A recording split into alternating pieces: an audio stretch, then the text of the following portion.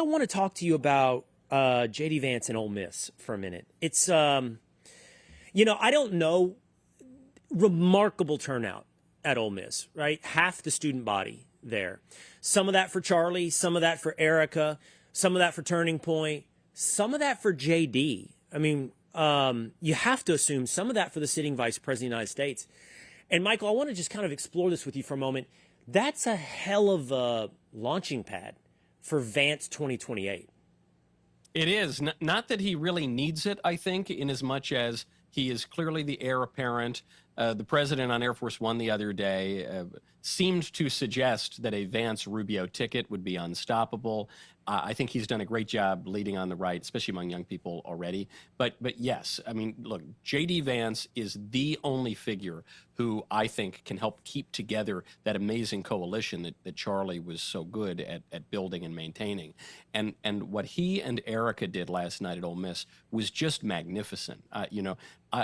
He did me an extra favor, which is he wrote probably half of my show today. I was just playing clips of him because what he did in a really smart, accessible way was he upended a lot of GOP orthodoxy. Or I should say, he returned GOP orthodoxy back to what it used to be and back to where I think the base is. And that's true on matters of religion in public life. He articulated views much closer to those of the founders and the framers than anything we've heard from either party in probably 30 years. He called for less immigration overall. That's where the base is. That's where the base has been for a long time. I don't see a lot of GOP politicians who talk that way. And he said, look, we need to be able to wield political power in a just way to fight the left. We can't be cowering and so afraid of the left and the notion that, we can't do anything now because if the left gets into power, they'll give it to us twice as hard. It's that they've already been doing it. They justified the assassination of a president. They tried to imprison that president. They tried to kick him off the ballot.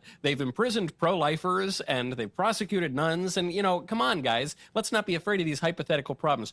I thought the vice president was pitch perfect last night. And it's a great look at things ahead, I think, for 2028.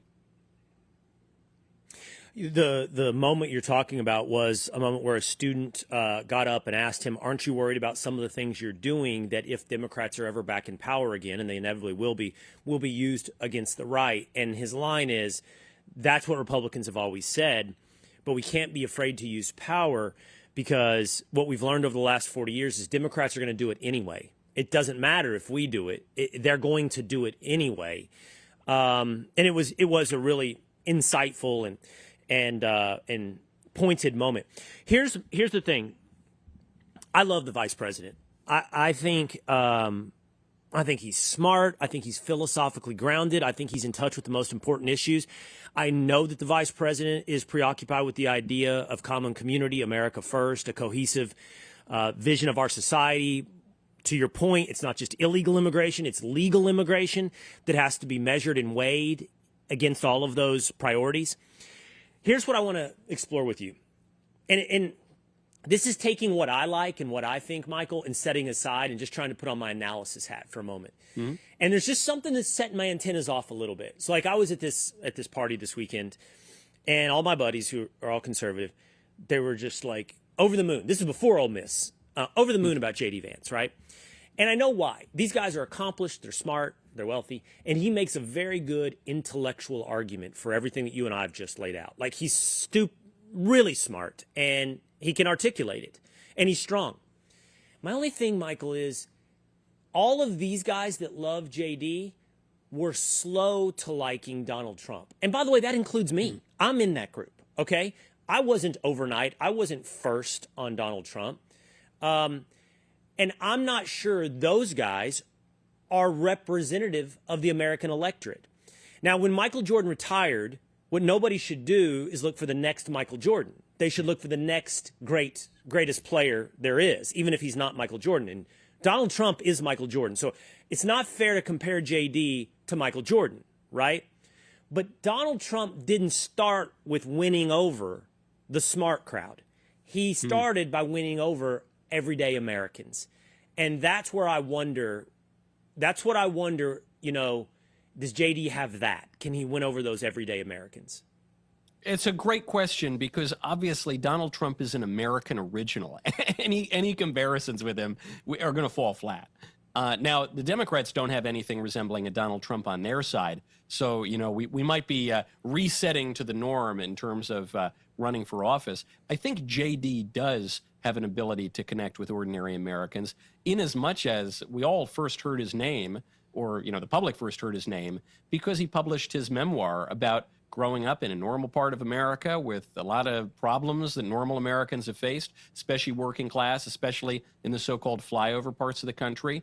That became a big bestseller, became a movie ultimately. And so, he was not raised with a silver spoon, far from it. He worked himself up to get to the top law school in the country and into the Senate and then, into the vice presidency. But yes, there's no question. He does appeal to people who come at conservatism from maybe a more, philosophical kind of angle rather than the, gut instincts of it. But I think this is why it's so important what happened on Air Force One the other day, because we're not starting from zero.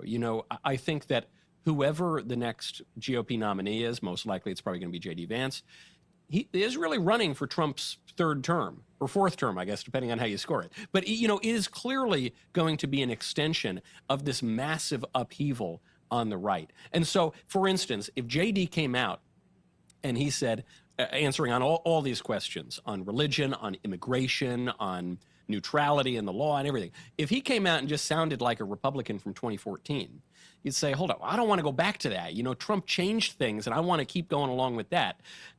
JD has this amazing way of really articulating and pushing the ball down the field on a lot of what Trump has already done. And so I think the fact that you've got Trump saying, look, JD effectively is my heir apparent. I hope he runs on a ticket with Rubio, who's the second most likely person to be the nominee.